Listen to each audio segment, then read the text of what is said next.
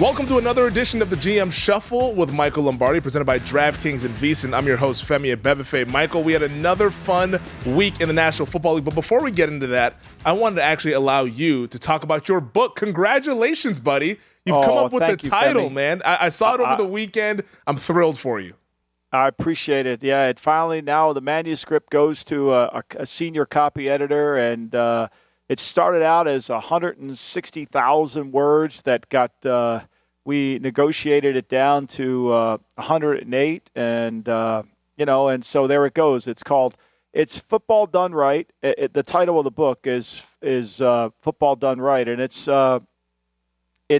kind of setting the record straight on the coaches, players, and the history of the NFL. That's the subtitle. So what I tried to do in the book is basically going to be 7 chapters of the coaches rankings, going through the coaching trees, the 5 coaching trees, what I see today, how they still influence the game, and then talking about television, how television influenced the game, and then I grade the top 100, who I think are the top 100 players, and some of those players are current players, some of those players aren't in the Hall of Fame. So it's my version of the top 100 based on the tape I studied, based on how I would project them to play in the game today moving forward.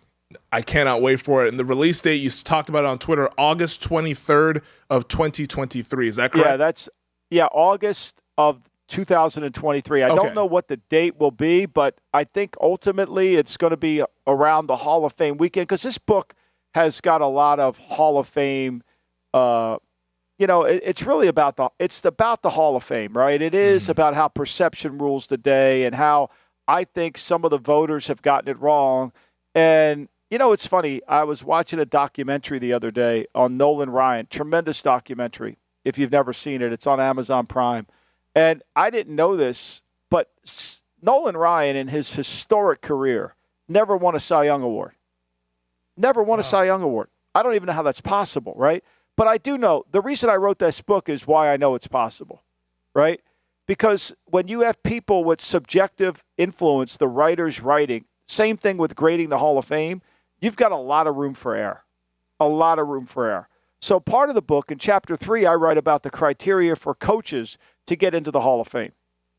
Because we are now at just a randomness of who gets in and who doesn't. There's no criteria. There's no criteria for players either.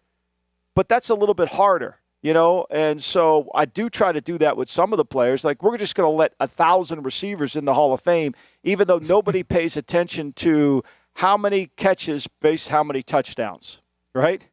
Yeah. Like Paul Warfield's one of the greatest players in the NFL because his touchdown to catch ratio is remarkable. Now, if he played today, God only knows how many catches he would have had. So the criteria, but that struck me. The other thing that struck me before we get on with the show is Deion Sanders. And Deion really essentially laid out the book without me even asking him to lay out the book. Mm-hmm. I was watching him get interviewed, and he was on, I think he was on a podcast. I'm not sure what it was. I think it was with Ryan Clark, I believe, whatever that podcast is called. I saw a clip of it on Instagram, and it just blew me away. And Deion says, my gold jacket is different than some other guys' gold jackets, right? Mm-hmm. And no truer words could have been spoken. I mean, think about this. Deion comes walking out. He's got a gold jacket on. Tommy McDonald, the wide receiver for the Eagles, he scored 65 touchdowns. He was traded for a kicker. He's got a gold jacket, okay? You think they're the same guy? Not quite. I mean, think about it. And that's why I wrote the book. Because, A, there's no criteria, and there has to be an elite section. So part of the top 100 is I take players and put them in a section where I call, each one begins with the letter E, and the elite players go in that section. No, they should have a different color jacket. I absolutely cannot wait for it. August of 2023. Football Done Right, setting the record straight on the coaches, players, and history of the NFL. If you're a football junkie, make sure to read that book. I will want a book. Michael, I tweeted it out. I said, I want a signed copy, buddy. That's what I want. Man. Don't worry about that. August. Don't worry. I'm looking forward to it. We haven't designed the book yet, so I'll be anxious to see that. And I got to credit Millie. I don't know if I told you the story how the title got set, but and we got to get on with the show here today. But so Millie, we're living in Los Angeles, and I wanted Gridiron Genius to be titled The minute when I was at the Raiders and I knew I was going to get fired because I told Al Davis that Art Shell, if you hire Art Shell, this is going to be a disaster of epic proportions. And he just looked at me and he hired him. And I went home and I told Millie what I told him. And I said to Millie, if Art Shell wins, he'll never fire us. If Art Shell loses, we're fired. And she's like, well, how could that be? I said, because he's never going to look at me knowing I was right. Okay. So that's just a fact. So anyway, once I knew that, I took a writing class over in San Francisco. I knew I wanted to write a book. I knew that this is coming to an end. And so when I started, the minute I wanted to write the book, the title of the book was Bills of Rights, because it was Walsh and Belichick. So the publisher hated that. So I was searching for a title. And Millie's shopping one day. We're living in Los Angeles, and she's over at the Sprouts in L.A., right in Marina, in the Marina, and she looks at Dave's bread, and it says white bread done right. Okay?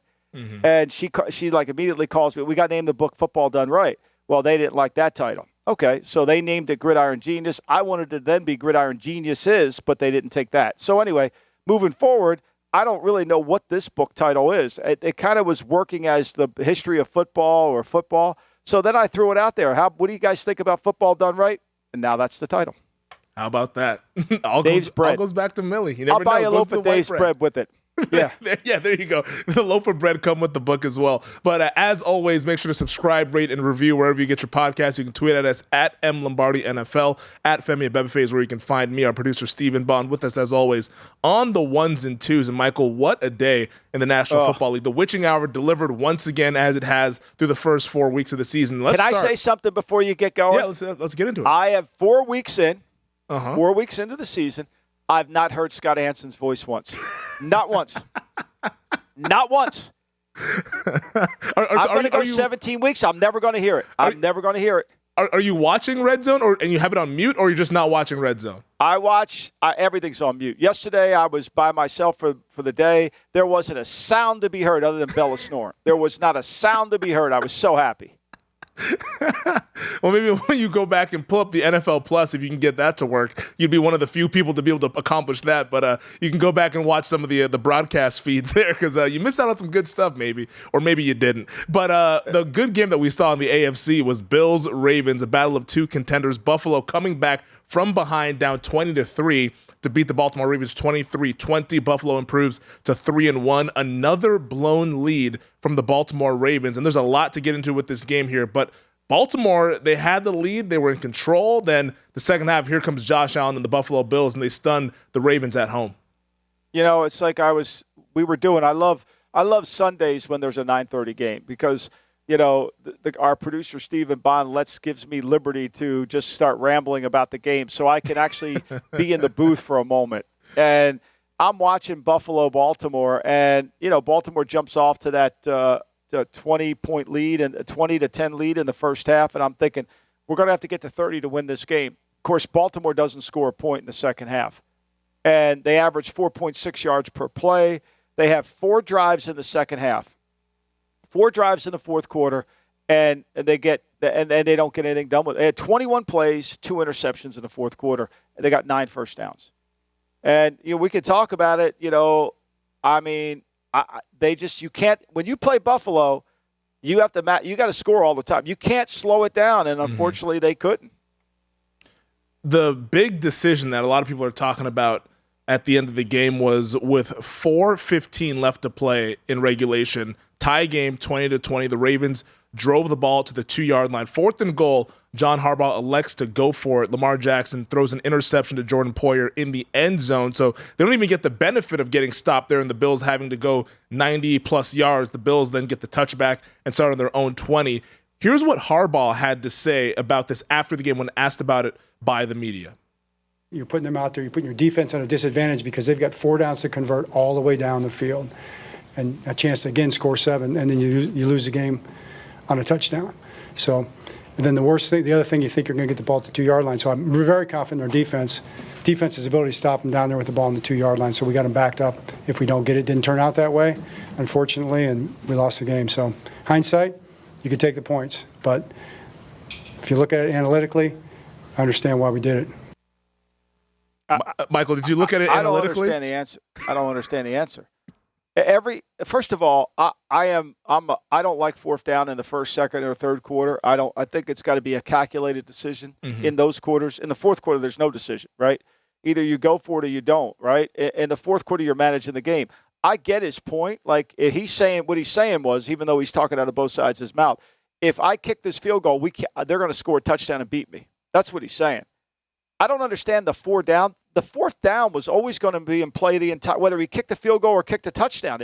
They were going to be on four downs the whole way down the field. I don't understand. I don't know why some writer didn't say to him, Coach, like, why isn't fourth down if you kick the field goal in play? Why isn't fourth down if you scored a touchdown in play? Like, fourth down was going to be in play. And then you call a play where you don't even give your best player a chance to run pass. What's the benefit of having him as your player when you drop him back like he's Tom Brady? And then there's no coaching point here, right? Like, if you want it, like, here's the point. If we don't have it, Lamar, throw it away. We'll back him up. If we don't have it, throw it away. Did somebody say that to him? I don't think so. Because they brought the ball back at the 20. I think, to me, the other thing is, Femi, is when you look at this game and you watch it and you see what did they do in the second half. I mean, the second half they had 4 possessions. They had 8 plays in the second quarter. They got 1 first down. A third quarter they got 1 first down. And they had the 21 in the fourth quarter and they got 9 first downs. I mean, like, tell me when you were moving the ball in the second half. Like, tell me when. The Buffalo had 4 possessions too. They had field goal, touchdown. They forced them to punt 1 time, and then they went 12 plays, 67 yards. So for me, like, why not take the points? I mean, why not take the points? You got a 3 and out the series before. To me, I don't know why you don't give yourself a chance to win. And I bet Marcus Peters feels the same way. I'm sure that's why they were arguing. Peters was fired up after the game, and while I actually agree with the decision that Harbaugh made, I don't agree with his rationale. I thought, like you said, talking out of both sides of his mouth. The reason why I would have gone for it on fourth down is because I don't think field goals are beating Josh Allen. And they've gotten those stops there, but you need touchdowns to try to beat Josh Allen. Field goals aren't going to cut it. We saw Buffalo march right down the field there, 12 plays, 77 yards to end it. I think you needed to score a touchdown at that point, just based on how they had been moving the ball offensively all throughout that second half there with that Bills offense. Well, but the weather, though, Femi, I mean, you got to play the weather into account, right? Mm-hmm. I mean, the weather's huge here. And, there's a tip ball, there's maybe a fumble. When you're only down, the other thing is, if you go for 3, are they going to be conservative once they get into field goal range? How much are they going to be willing to risk this? Right? Yeah, possibly. I mean, and that's sometimes when you're down 4, you're more aggressive. When you're down 3, you want to make sure at least you get the game in overtime. Now, I think McDermott would have been, but, you get a penalty. They go 77 yards. Do you get a penalty on one of the drives? I just think, to me, I would have taken the points. And look, I think Baltimore played the game exactly how you have to play it. They win time of possession 38-10 to 21 minutes. Josh Allen, Josh Allen averages 5.3 a play. The total Bill offense. I mean, it's funny. This game, both quarterbacks led their teams in rushing. Both had 11 carries. Both averaged 6.4. One averaged 6.6. I mean, it was the single wing, but the difference was Baltimore couldn't make a play in the second half. I mean, this has got to worry you too, Femi, because every time Baltimore, I wrote this in my notes, every time Baltimore offensively plays against an elite coordinator, whether it's Leslie Frazier, Sean McDermott combined together, this offense seems to stagnate. And if I'm John Harbaugh, I'm sitting back there saying, wait a minute, that was a playoff game. It reminds me of Tennessee. It reminds me, is this Lamar? Is this Lamar's problem when they defend him perfectly? Or is this our offensive problem? I think that's a fair question to ask going forward. I've never been a believer in Greg Roman, and maybe it's a combination of Roman and Lamar or what's going on, but I think their scheme is just way too reliant on Lamar making plays that are against the elite teams. It's not going to happen. You can beat the other teams in the league, the middle-tier teams and all that, but one of the reasons why I like Buffalo to win this game was because the Bills are the best team in my opinion. Lamar might be playing like the best player, but you need more than that to beat the best team. I mean, I gave Baltimore out as a pick on Chris Russo's show on Friday afternoon, and it ends up pushing. But I thought, to me, it would be a close game. I really did. I thought it was going to be one of those, and I thought, every time you can get Baltimore in 3 points with Tucker, I think you got to take it. You don't want to know why you lost the game? Mark Andrews has 5 targets, 2 catches for 15 yards. You take Mark Andrews out of their offense, where are they going? I mean, Bateman got hurt, had a key drop. He averaged 5.7 a catch. I mean, they made no explosive plays in the game. So I'm with you. I think, and I've said this for 3 years now, if I were Greg Roman, I would be an outside zone. He would be under center more, but that's not the case. Nobody's listening. Should the Ravens have let the Bills score toward the end there after they used that final timeout? They tried. They definitely tried. And all Buffalo wanted to do was to get the first down. That's all they wanted to do. They wanted to get that first down in there, and they were determined to not let them score. They did exactly that way. That's great execution by the Bills in that situation. It really was. I mean, they planned it out. They planned it so that the field goal wins the game, but they had no interest in scoring. That Baltimore was trying to push him in the end zone. Yeah. And that's a difficult thing to do when the other team is just sitting on it and not wanting to score, knowing that you have no timeouts left. The Bills are the best team, in my opinion, but the only unbeaten team in the NFL is up in your neck of the woods, Michael. The Philadelphia Eagles, they defeat the Jacksonville Jaguars 29-21 yesterday afternoon. Philly's run game and their pass rush was the story, in my opinion, especially that pass rush, the way they were getting to Trevor Lawrence, causing those fumbles in the second half. And then once again, second quarter Eagles strike, Michael, as they go ahead and go down 14-0, but then they score 3 touchdowns there in that second period. I got to give Philly credit here because Jeff Lurie believes that the forward pass is the only way to win in the NFL. And I'm with him. I think he's right. And so for him to watch his football team run the ball 50 times in a game is got to be challenging for him. But this is the best way to play. And I don't think Hurts played his best game by far. I think he was very vulnerable. But the things that worried me about this game, and I never gave a side out as a pick in this game because I was worried about Jacksonville's offensive line. Because remember, when they played Washington in week 1, my man got killed. He got beat up in there, and he couldn't really make any plays. And I think it happened yesterday. 4 fumbles and an interception. You're not beating anybody. And when you look at the drive chart and you look at some of what they did, I don't really get the sense that Jacksonville really was comfortable with their game plan. I think when they go back and watch the tape today, they had way too many 3-and-outs. They didn't get first downs on at least 7 drives. They didn't even get a first down. So, to me, there's a lot of work. And so they stepped up in class. They weren't ready to step up in class. I actually thought defensively they hung in there. They played well. They just couldn't hold on in the second quarter. I mean, they gave up those drives in the second quarter, and it was all based on runs. Remember, I said this on my show on Lombardi Line. Miles Sanders had to be the guy in this game. Mm-hmm. And why is that? Because they were going to defend him outside in. They were going to force the ball into the middle of the Jacksonville defense. That's the way Jacksonville wanted it to be. Go down, and he did it. And he was able to run the ball, average 5 yards a carry, and they took off. So 27 carries, 134 yards from Miles Sanders, and 2 touchdowns. And you mentioned it from Jacksonville's side of things. The step up in class was, I thought, the big thing for them because they go ahead and they beat the Colts.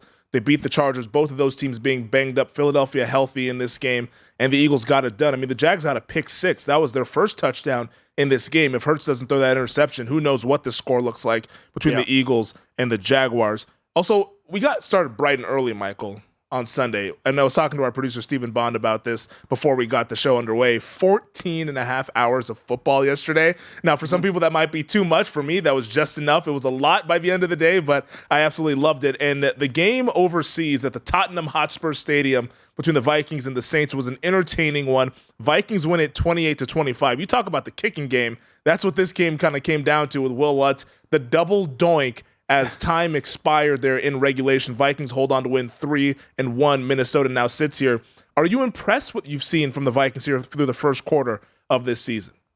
No, and I'll tell you why. Because I was doing the color for the game with Patrick and and I really, when you watch the flow of the game, I think it's pretty clear to see that Kevin O'Connell calls the game like an offensive coordinator. He doesn't call it like a head coach. So what does that mean? So there's always a point in the game where you have to decide, okay, if I get in third down, can I protect them? No, I can't. Okay, that looks pretty bad. Cousins is going to get hit. Any third and long, I'm in trouble, right? Okay, so how do I stay out of third and long? I got to have a really good second down play sheet. But what Kevin was doing was he would throw it on first down to try to get ahead of himself. But then when when it was incomplete, he came back and tried to run it, and now he's in third and long. It's the trap. They lured you into that trap. And so to me, when I watched him, he called the game really like an offensive coordinator. And offensive coordinators call the game, they only care about yards. They don't give a shit about managing the game. They could give a shit about yards. And we'll get to it later, but when you watch the Patriots game with Zappe in the game, I mean, they called it like a head coach. They called to manage the game.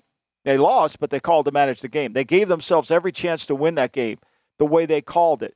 I think Minnesota was really lucky to win this one. Mm-hmm. I really do. And I'm not sure I buy the field goal kicker from Minnesota, Joseph. I said it on the program. I don't trust him before he missed the kicks. So, and Will Lutz makes some great kicks. It was a fun game to watch. But I'm not sold on Minnesota, A, defensively, and B, how they manage games. I agree with you. I thought the Vikings were very fortunate to win this one. This was when the Saints had Andy Dalton there at quarterback with no Jameis Winston, no Alvin Kamara, no Michael Thomas. Andrews Pete on the offensive line banged up as well, didn't play in this game. Vikings win, but don't look good in my opinion. I don't see this Vikings team being a serious contender. Maybe they stack wins and get to the playoffs, but they're not going to be a team that's serious come December and January. All right, Michael, let's take our first break. You mentioned it, though. On the other side, we'll get to Patriots, Packers at Lambeau Field. It ended up being a fun one in overtime there. Okay, Michael, what a fun game we had at Lambeau Field. And I don't think many people were expecting that when they hear that Brian Hoyer is going to be the starter for the New England Patriots. But Hoyer gets himself knocked out of the game with a concussion. Bailey Zappi, the rookie from Western Kentucky, ends up stepping up there, and the Patriots play the Packers pretty close. But Aaron Rodgers and that Green Bay offense gets it done 27-24 in overtime as Green Bay marches on. I thought it was a brilliant job by the Patriots to kind of manage the game, even when Zappi came in. Hoyer took him down the field. He got hit too much early in the game, and had Hunter Henry wide open on an out route, would have been first and goal with the 3, but he got hit too early and he had to throw, and it was a bad throw. And then he got hit again.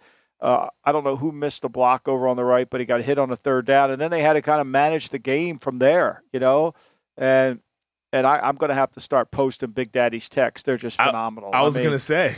That was going to be my next question phenomenal. To you. I mean, they're just, like Big Daddy's, like if this team, if they switch coaches at halftime, it's the only way the Packers are going to win, And so it just drives him crazy that LaFleur loves to rally the crowd up. Like, it just drives him absolutely insane when he sees LaFleur, going crazy on that. But, look, I think they did everything. They gave themselves a chance. Where they lost the game is in overtime. They had the ball, I think, right at midfield. They get 2 first downs. They got a chance to win that game, and they just didn't have enough. They couldn't make any plays at that point. Green Bay knew they were going to try to run the football, and they ran out of it. But I think the lesson learned here for the Patriots is, A, when we play almost mistake-free, Zappi had a fumble in the red zone as well, that we have a chance to compete, and we can play well.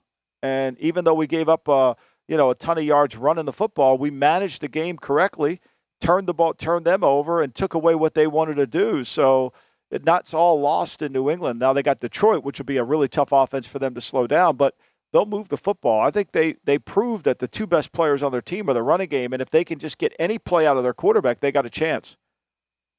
I came away impressed with the game plan from New England, shortening it up, running the football. They were able to move the ball early on in that game, I thought, against that Green Bay defense, which was pretty good. But once it got to a passing situation, it became problematic for their Bailey Zappi. Do you think we end up seeing Zappi going forward starting on Sunday, or if Hoyer clears protocol, do they go back to Brian Hoyer?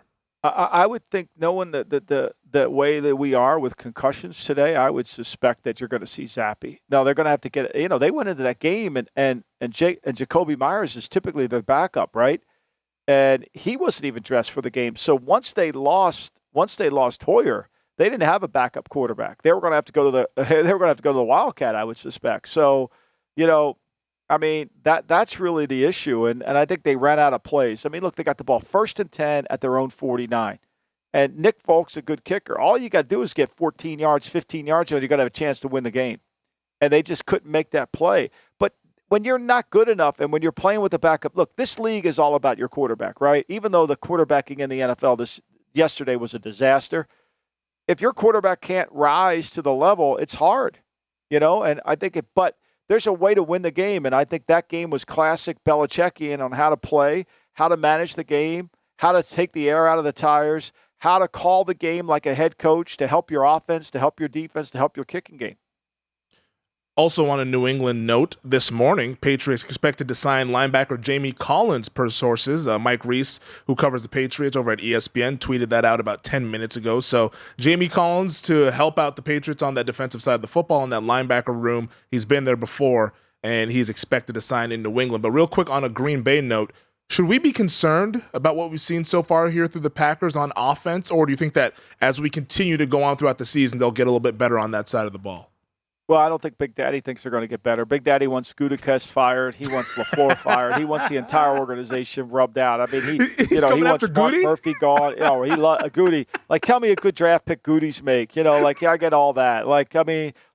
Then the best is when he gets that. When he has he can compare who we picked and who somebody else got. That's always the best. It's the best. And so. Big Daddy said the game would have been 31-10 if Belichick were coaching the Packers and LaFleur was coaching the thing. I think it's. I know they put a graphic up there during the game about LaFleur's winning percentage and Guy Chamberlain, John Madden, and Vince Lombardi. He's above all those guys. Really, you want to put that up there? You want to put that up there? You really think you're seeing an elite level of coaching here? Are you really seeing that? Is that what you're telling me? Is that what you're going to tell me? Guy, he's three of them.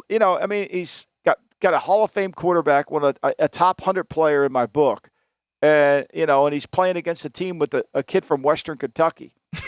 Come on. The Patriots average 4.7 a play. Think about that.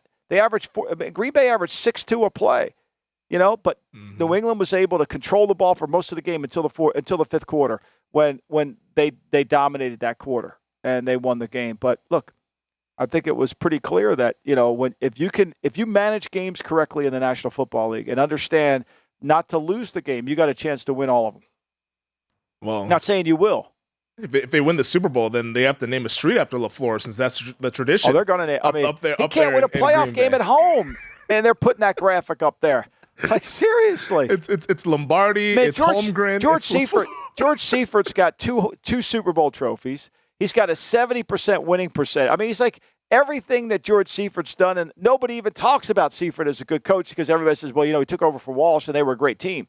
But we treat LaFleur like it's like, move over, Vinny. I'm coming in. Like, I'm taking over your office, Vinny. I got it. Don't worry. Here I come. I just went to the barber. I got a fresh cut, and I'll rally the crowd up. Give them fucking pom-poms, will you? Like, seriously. Why? I never saw a coach so interested in getting the crowd riled. Well, a guy who won a Super Bowl with the Green Bay Packers, Mike McCarthy, he led his Dallas Cowboys to a 3-1 record as they beat the Washington Commanders, 25-10. That's 3 straight wins for Cooper Rush. Rush, in fact, Michael, now 4-0 as a starter dating back to last season. But I thought the real story of this game was the Cowboys' defense absolutely shutting down Washington's offense. Yeah, and look, this is one of those where you get into and you get scared. Like, I had this game handicapped as Washington should have been a 6.5-point dog, and the line's 3. And all I'm hearing, Femi, and you've been in this betting world longer than I have, is offshore tons of sharps playing huge sums of money. I was told Sunday morning a guy played $500,000 on Washington. Whew. And the number was like everybody was. I kept saying to the people that I know, like, don't tell me. I want to know why you're like. What are you seeing in the game that would make you want to play Washington? A, Washington can't protect the passer. B, Washington's poorly coached. C, Washington can't stop anybody. Their defensive line is overrated. They don't get anything out of their defensive front. They don't manage the game correctly. They never play the game, and it gives themselves a chance to win, right? And so, tell me why you think they're going to go on the road and win this game. And I'm just trying to find out. I'm trying to find out how you handicap it. And I never could. And so, to me, again, give Mike McCarthy credit now. He's managed the game in a really good way to where he's given himself a chance to win. They haven't been flashy, but they called the game to give themselves a chance to win. If they do that when Dak comes back, they'll be really good. I'm really excited to see what it looks like when Dak Prescott comes back. But I agree with you on Washington. That was a game that when you saw the line sitting there at 3.5, it's like, that could be enticing. Cooper Rush, who is he to be laying these kind of points? But the pass rush of the Cowboys versus that Commanders offensive line is what kept me off of that game. And I said, hey, you know what? I don't think that this Commanders team is going to be able to protect. And that's what happened. Cowboys were living in the backfield all afternoon long as they improved to 3-1 on the season. Just a game behind. Or they got penalties. Penalties. Yep. I mean, Washington, like you talk about, they're so poorly coached. 11 penalties for 136 yards. So like you sit there and say, well, Dallas didn't really move the ball very much. They had 279. They got 136 in penalties. Like, how do you do that? Like, you just give a game away, and then you got my man back there turning the ball over at whenever he possibly can, and whenever you rush him, and then you put the ball in his hands, like you put the ball in Wentz's hands 42 times. What do you think's going to happen? He's got 170 yards passing in 42 attempts. Oh. Meanwhile, you've got 27 carry. You're running the ball at 140. You got 142 yards. You're running the ball half decent in the game. They were gashing the Cowboys up front. They just didn't stick to it. And I guess Wentz wants to throw. Well, that's my point. They never play the game to win the game. They call the game like an offensive coordinator. We need yards. We need yards. We need yards. No, how do we play the game to win? How do we call the game? This is what makes me crazy about, well, we brought a game day manager in. No, there's no game day manager. The game day preparation starts on Monday night and Tuesday. And then Wednesday, Thursday, and Friday, you practice how you want to manage the game. It all goes together. It's not a random act on Sunday. What's going on in Charlotte? The Arizona Cardinals beat the Carolina Panthers 26-16. I wrote in my notes, Michael, ugly-ass football game. This was a game that Red Zone kept coming to, and I was like, just please don't. Just stop. I don't want to see this Cardinals and this Panthers game. But the Cardinals get the win. 2-2 they improved to. The Boo Birds were out there in Charlotte. And also this stat, Michael, is just absolutely absurd. Panthers now 1-26 under Matt Rule when the opponent scores at least 17 points, including 24 straight losses. The seat was warm heading into this season. It might be getting hotter out there in Charlotte for Matt Rule in year 3 here. Well, look, it's and I say this, my son's there, and I love him to death, and I love Matt Rule. I really do. I have great respect for Matt Rule, and and I hope it's not the end for Matt Rule. I hope because the team is significantly better from the day he got there. The problem is we're in a quarterback league, and they haven't fixed the quarterback, and they actually have gotten worse with the quarterback. They went from Teddy, who was playing pretty good for them, to Darnold, who didn't play very good for them, Baker, who's played really poorly for them. And the rest of the team, you watch that game, they conducted a clinic on how to defend Kyler Murray. The way they rushed him, the way they handled him in the first half. They go into halftime up 10-3, but they can't complete a pass, fam. They can't complete. Look, I know it's a new system he's in. I understand that, but you're just talking about pitches and catches, right? We're not even talking about hard throws. He throws a 7-cut to the receiver. The guy's wide open. DJ Moore. He's wide open. And he throws it 5 yards behind him. And DJ tries to make a one-handed catch. Like, just simple. You can't beat somebody when you don't have completed passes. Think about it. They've got 64 completed passes in 4 games. 64. That's high school. So, you can fire Matt Rule. Okay, Matt Rule will go get another job in college. He'll win. But the problem is, they haven't fixed the quarterback. And have they had the wrong answer? Well, okay. What was it? Justin Fields? Justin had another wonderful day. He had 11 completions yesterday. It's my guy. Sacked 6 times. Another 11. That game was fascinating. They had 20 completions total for the game, right? Total. 20 total. That's a high school game. 20 total completions for the game. Look, I think are they better? Yeah, but the problem is we are in a business of the scoreboard. And so when your quarterback's playing to this level, they're so bad on third down, Femi. Unless it's 3rd and 1 where they can run the football, they can't complete a throw for third down. Sam Darnold is on IR. Matt Corral's on season-ending IR. So I don't even know if you can bench Baker Mayfield unless you want to play PJ Walker. I think there's some fear. I mean, look, PJ Walker. I don't know. I mean, PJ Walker beat Arizona out there last year. Femi. He did. Should we bench Baker? I mean, I don't know how you don't. I don't know how you don't. I mean, I don't know how you don't. Here's what's happened to them. They get to the fourth quarter. They've given up 42 points in the fourth quarter because they're playing doubleheaders on defense. I mean, Carolina has only controlled the ball in 4 games, 24 minutes. Like, you can't beat anybody when you're playing doubleheaders on defense. They've had 10 fumbles already. And so their defense is playing as good as you can play. They've only given up 8 touchdowns on defense. I mean, they've scored a touchdown they've scored a touchdown on a fumble return, and they scored a touchdown on an interception return. There's 14 points, right? There's 14 points of their 78 points. Do the math. And again, I'm not making excuses, but it's the same thing. The quarterback's got to play better. It's a quarterback league. It's a quarterback-driven league. And that's why when you take a job, if you don't fix the quarterback in the first year and fix it, all of a sudden, by year 3, if it's not fixed, you become the guy that they're coming after. Mayfield was 22 of 36, 197, a touchdown, and 2 interceptions. But I promise you, if you watch the game, it was even uglier than that. Oh, how many batted balls? One of the things that when he was playing good in Cleveland, he would average 6. The defense would get their hands on 6 balls a game. I mean, he gets batted balls now. Like, I don't understand it. He knows he's short. He got a 4th and 1. And he's got the guy wide open in the flat, and he tries to throw it over the guy. Like, throw it sideways or throw it somewhere. You're not a big man. I mean, look, I've never been a Baker guy. I think they had to sign him because they had to protect themselves.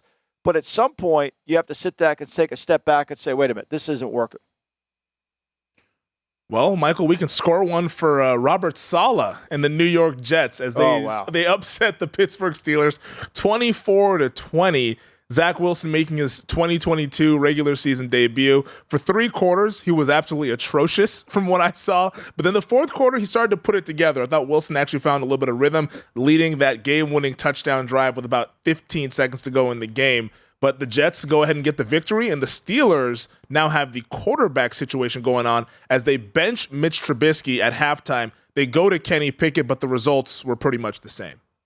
Well, I mean, they really weren't. I mean, I thought that he gave them some juice. He gave them some life. Unfortunately, 2 balls got tipped, and the interceptions happened, especially the one that they were in score. They're going to put the game away. And they got the interception on a tip pass, and the guy drops it. And then, look, give the Jets credit. The best 21 plays of Zach Wilson's career happened in the fourth quarter. 21 plays, he got 9 first downs, and they scored 14 points. 21 plays, 14 points. That's pretty damn good. Yeah. Controlled the game. Had the ball for they had 9:23. They had the ball. I mean, when the game was on the line, they made the plays they had to make. And he threw an interception to Mika, which we predicted he would. He threw two interceptions in the game. But when the game was on the line, he came through for him. And I think Pittsburgh is just not good enough defensively. They had no choice. I mean, this whole bullshit about, Mitch went to Buffalo and got rehab. Look, Mitch is in way over. Mitch can't play. I mean, let's just put it out there. Here's what I'd like to share with you. How would you like to be Ryan Pace, who's now the assistant GM? Naturally, he got another job because he's friends with people in the league. You pick Mitchell Trubisky, and you pick Justin Fields. So not only did you destroy your franchise once, you left a parting gift when you left. I mean, this is like farting as you're walking out of the room, only the fart stays forever. Like, seriously. And he's still working in the league. He'll get 5 more jobs. Friendship Network. Think about it, Femi. The gift he gave the Bears, traded away a first for Justin Fields. I know you defend him.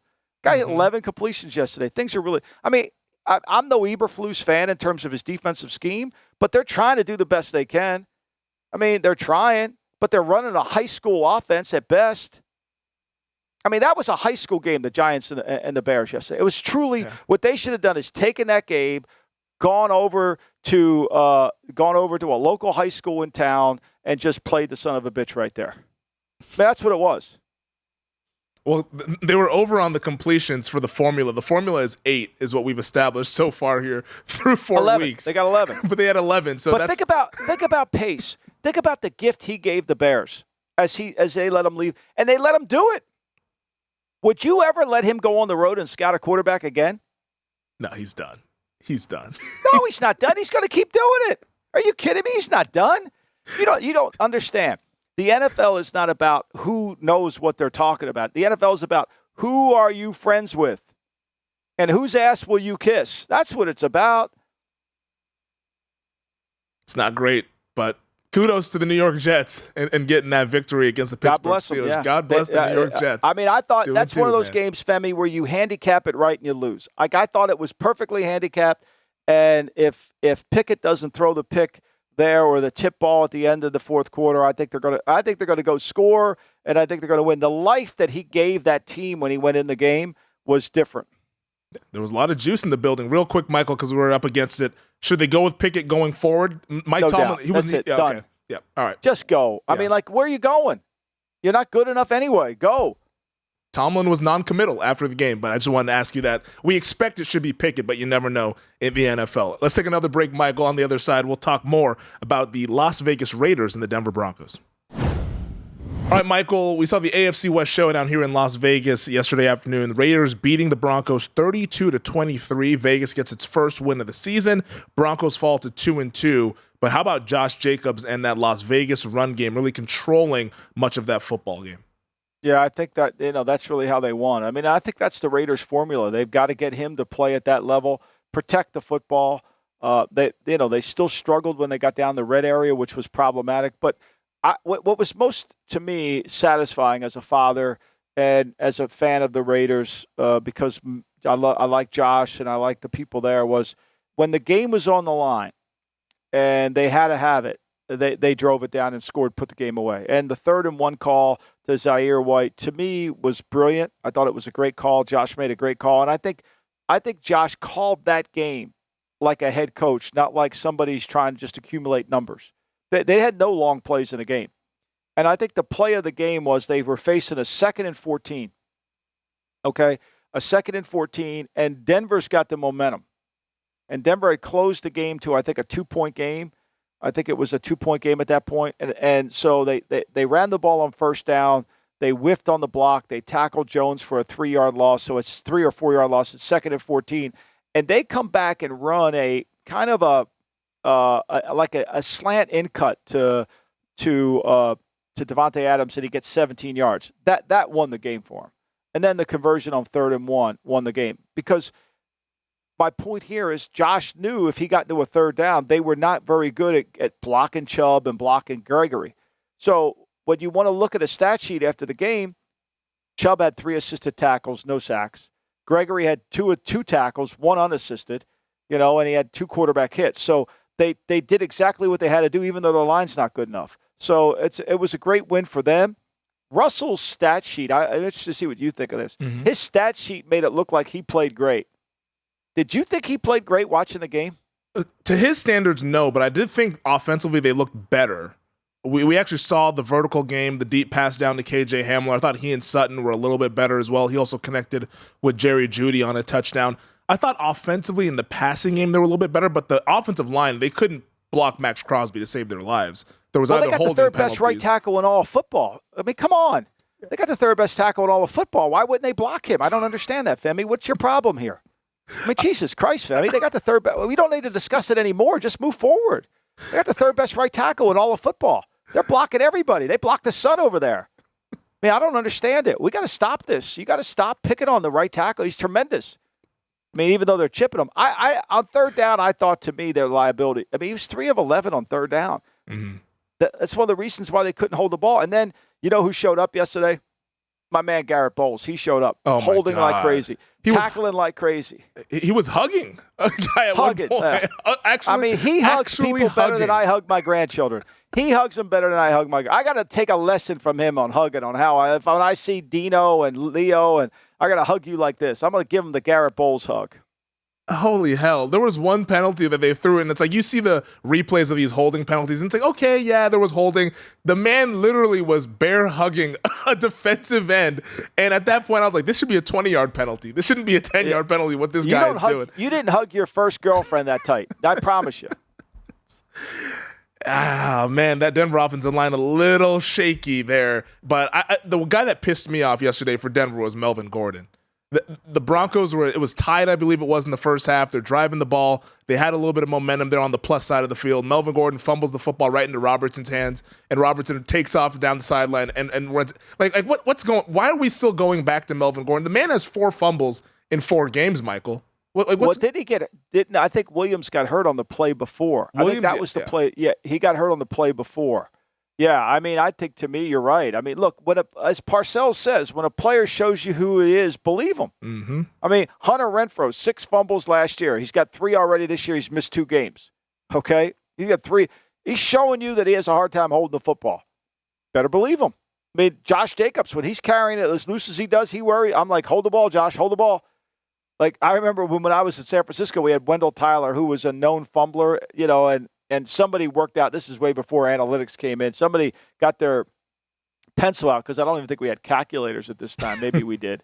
That's how old I am. But anyway, so like every 27 carries, Wendell Tyler would fumble. So it's like he's had 26, get him out. He's going to fumble the next time, Like that, Melvin Gordon's going to fumble. They show you he's going to fumble. He fumbles. I mean, this is a closer game only because, once again, the Raiders are 2 for 5 in the red zone. And they were 1 for 2 in goal to go. Wasn't great. It wasn't great from the Broncos, but congrats to the Raiders getting that first victory. Let's motor on to the Motor City here, Michael. The Seahawks and the Lions in what was a shootout. Defense optional or maybe non-existent. Seahawks win 48-45. Geno Smith, 23 of 30, 320, and 2 touchdowns as this Lions defense continues to look like a paper mache out there on the field through a month. I mean, they'd be better off setting up cones. I mean, literally, Seattle was 9 for 12 on 3rd down. I mean, this is one of those. I mean, Geno only throws 7 incompletions in the game. But here's where it's when you go to the drive chart, in the game, both teams, I mean, first of all, Seattle never punted. Just so you know that. Seattle never punted. They started the first half with 3 touchdowns and a field goal. Okay? Now, the second half, they started with a missed field goal, and they got a touchdown that never punted. Never punted. Every drive resulted in some form of a first down. Okay? And the Lions, their last 4 drives in the game, from 7 minutes to go in the 3rd quarter till the game ended at 1:06 for them, they scored 4 touchdowns. It's that Lions defense. You're not going to be able to win with that. But Seattle's defense ain't much better now either. You're not going to win with that one either. Yeah, I mean, the Lions had 3 12-play drives in the game. 3 12-play drives. It's just remarkable. I mean, there was no defense at all. I mean, and it's just the fact that Seattle didn't turn it over, and Detroit had an interception and a fumble, and that's why they lose the game. How about the defense for the LA Chargers? They get the win against the Houston Texans. Thankfully, I used the Chargers in Survivor, actually, so I was sweating that game out. Chargers win 34-24, but their defense, Michael, man. Outside of a couple plays from Khalil Mack, that secondary was getting lit on fire by Davis Mills. They got Pro Bowlers. They got Pro Bowlers on every level. Stop, Femi. You gotta understand this. You gotta buy the bullshit, Fem. You got to buy the bull. If you're not going to buy the bullshit, what are you doing this pod for? Come on now. We got to buy the bullshit. Brendan Staley's the best coach in football, and he's a mastermind on defense, even though when you look at his numbers last year and you look at his numbers this year, have you had a chance to check out this genius's numbers? I haven't. I mean, like, it's a complete charade. It's a complete charade. Like, if I'm the owner of the Chargers, I'm saying, wait a minute, I hired you to fix our defense. I hired you because I got a great quarterback, and if I get any play out of my defense, I'm going to be good. I'm 30th in points allowed. I'm 20th in yards allowed. The yards per attempt in the run game, I'm 31st. Is that good? I've allowed 29. I'm one of the worst teams in allowing you to throw the ball into the end zone. I mean, like, seriously, I can't create turnovers. I mean, like, I don't get it. Like, and the reason he goes for it on 4th down, it isn't because he's analytically savvy. It's because he knows his defense sucks and he can't stop anybody. He's all yours. He's your guy. He's not my guy. We talked about it last Monday. I said I'm absolutely out on Brandon Staley. I continue to be out on Brandon Staley because, that defense, like you said, was getting cooked by a pretty pedestrian offense led by Davis I'll tell you Mills. one thing. They're going to line up from here. I'm in Ocean City. They're going to line up from here to San Francisco. That job is a gold mine. Oh, yeah. If that job opens up, if the Spanos family has any sophistication and understands football at all, and they realize what they have, if they get the right guy to coach that team, you may have a hard time beating that team. Oh, man. But they can't stay healthy. Again, wonder why. Wonder why. We don't practice.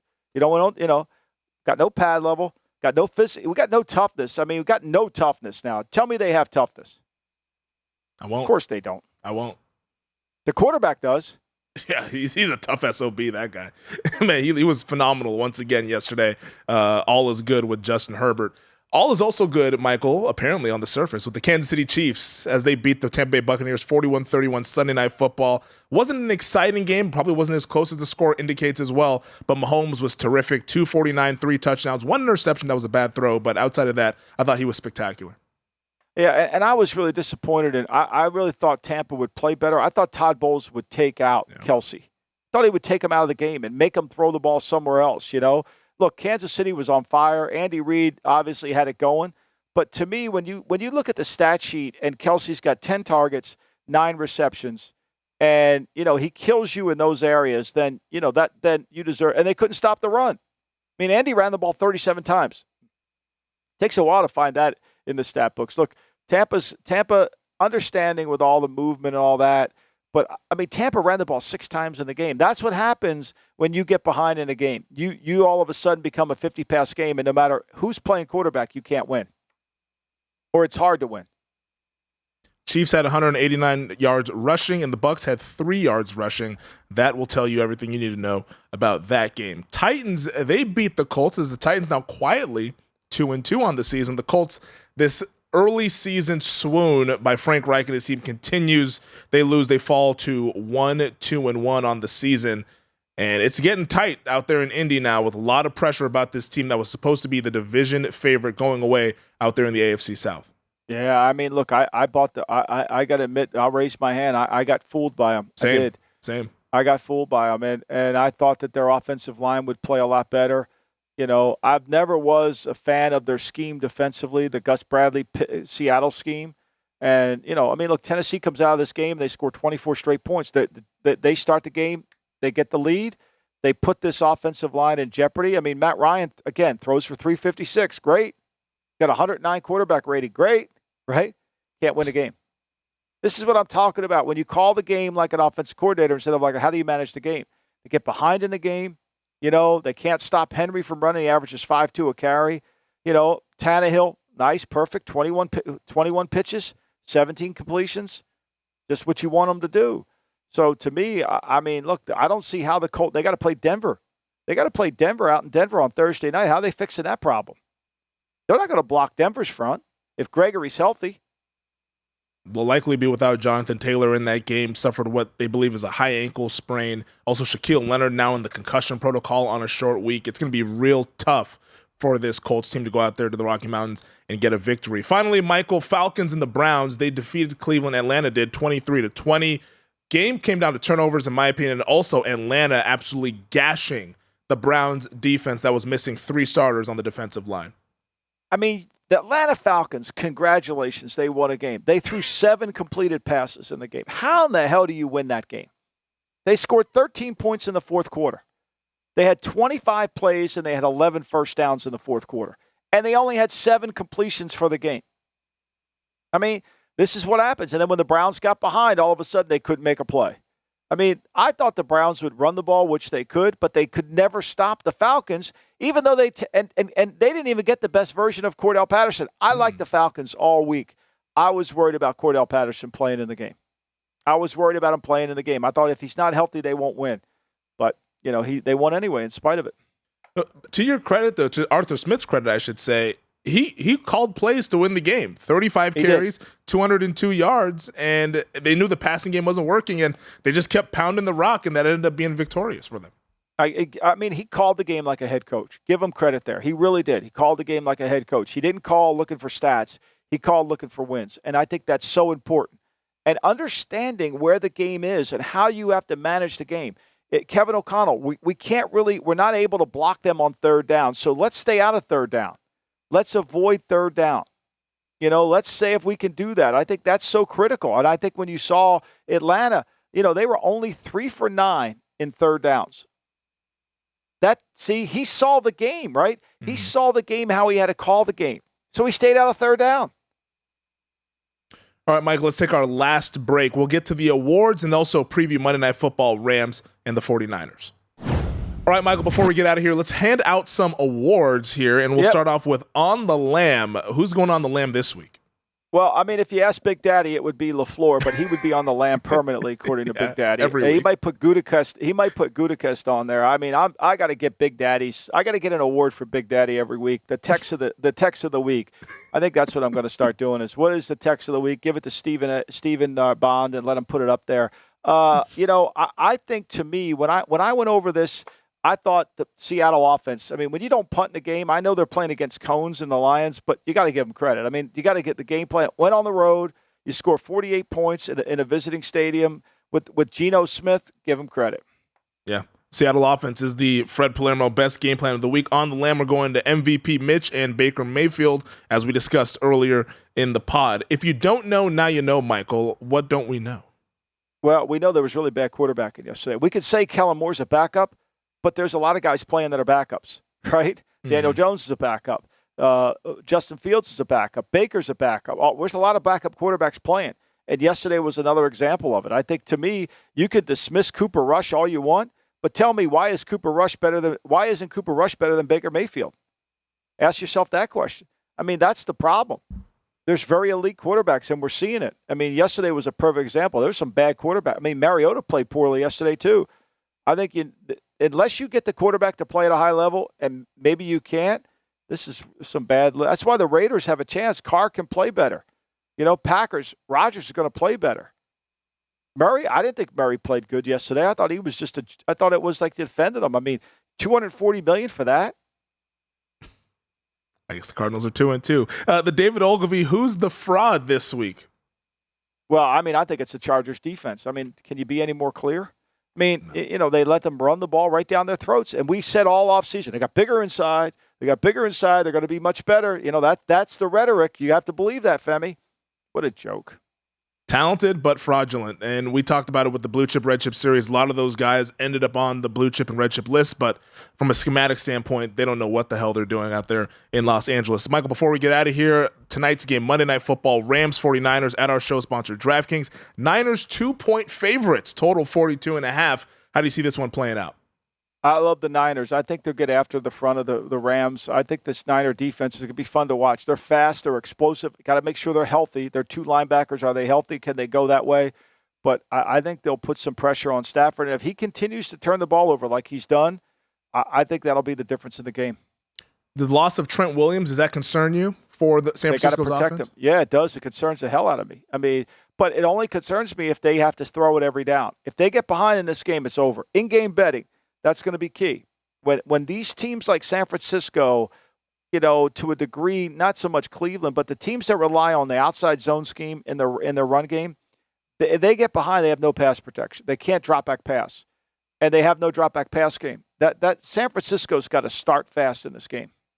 I think that's great analysis there. And in-game betting, that's what I do here at VSiN. VSiN Live Bet tonight. So I'll use that nugget for tonight on the in-game betting show. Michael, before we get out of here, let's just thank our listeners and viewers as well, because we cracked the Apple Top 100 on the Apple Podcasts. Awesome stuff. The feedback we're getting on the GM Shuffle has been phenomenal. We're only going upward from here, but thank you to all of you guys there for listening and interacting with the pod.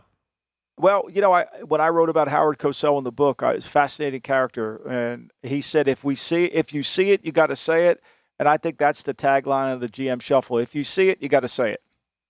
Indeed. Thank you to DraftKings. Thank you to VSiN. Thank you to our producer, Stephen Bond, as always on the ones and twos with us, and thank you to you, Michael. Always subscribe, rate, and review wherever you get your podcast. Thank you, my friend, and we'll talk to you guys on Thursday.